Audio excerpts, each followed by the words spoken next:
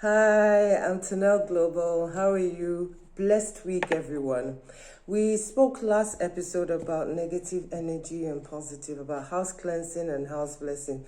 But I want to elaborate more on the positive and negative energy. Now, positive energy is when you move into a home. The home feels blessed. You feel things working out for you. Even more so, things start to take shape. Finances, you get married in the house, or if you're already married, there's harmony in your home, favor from north, east, west, and south. In fact, you will experience so much joy in the house, so much financial blessings, overflowing grace in your home. But then you flip it to the negative energy. It changes everything.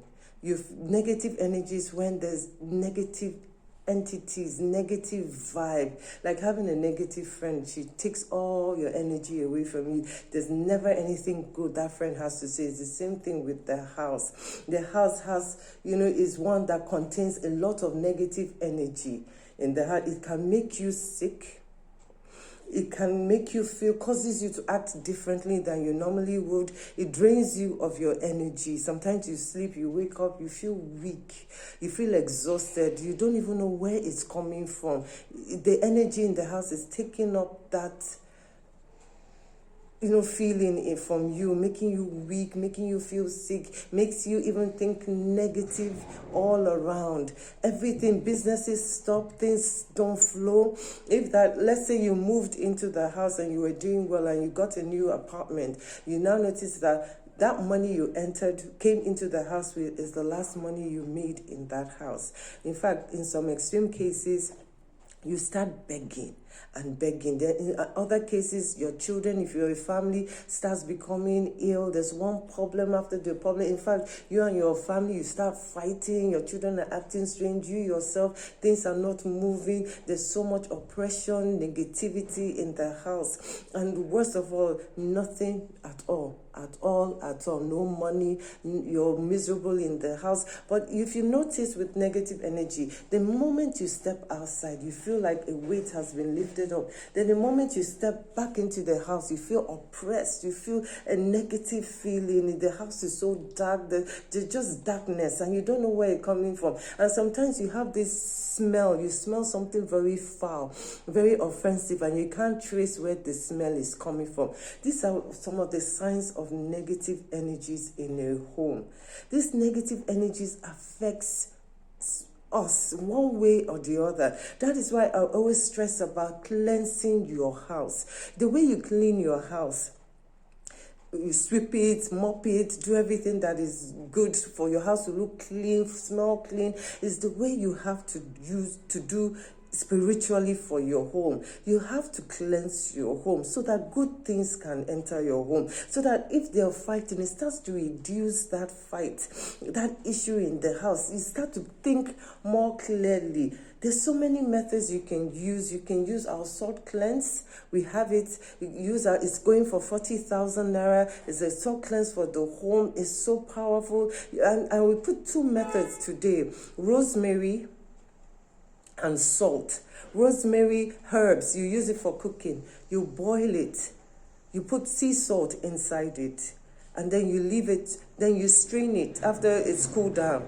And you use it to mop your house, or use it clean. Use the duster and the sponge, put it inside the water and use it to clean your house. When you start doing this consistently, you start seeing a result. You start seeing things changing in your house or in your office. Because these energies, before you know it, it takes over. It starts to control your house. So you have to take hold of your house. Other methods is salt. Salt is so powerful that it absorbs negativity. It removes negative energies from your house. And it does that as you have to be consistent. Sometimes I advise that if you're having extreme cases, you need to do it 3 times a week. And then once you start seeing changes, you do it once a week.